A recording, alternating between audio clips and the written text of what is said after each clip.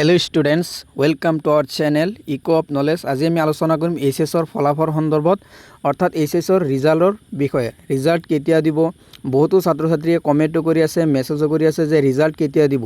केदिनमान आगत सामाजिक माध्यमत बहुतो निউজ चेनेলত भुआ बातरी सामाजिक माध्यमत बहुतो भुआ बातरी प्रचारित হৈ আছে। गतिके সেই बातरिসমূहर পৰা তোমালোকে সাৱধানে থাকিবা যাতে তোমালোকৰ কোনো ধৰণৰ এফেক্ট নপৰে। গতিকে তোমালোকে শান্তভাৱে থাকা সন্তুষ্ট থাকা এতিয়া। গতিকে ৰিজাল্টৰ সময় দুই দিন পিছত দিলেও তোমালোকৰ অসুবিধা নহয়, যেহেতু বহিকেইটা পৰিপাটি কৰি অতি ধুনীয়াকৈ চাব লাগিব যাতে তোমালোকৰ মাৰ্কিং অপটেনত কোনো ধৰণৰ সমস্যা নহয়।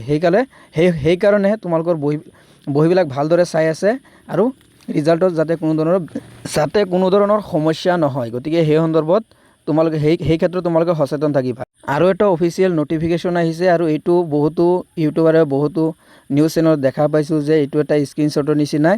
গতিকে এইটো এটা আপডেট চাই লোৱা যে Assam higher secondary education council বৰ্তমান ASEB হয় is expected to declare the HS result 2026 between 22 April to 30 2026।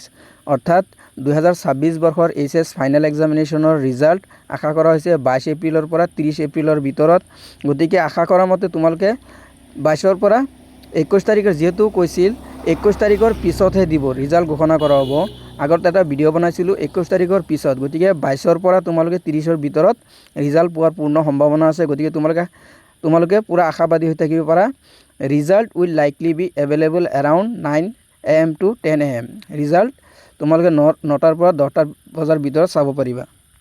অৰ্থাৎ ৱেবছাইটটো 9টাৰ পৰা 10টা বজাৰ ভিতৰত 9টাত বা 10টাত খুলি দিয়া হ'ব, পিছত তোমালোকে চাব পাৰিবা ৰিজাল্ট।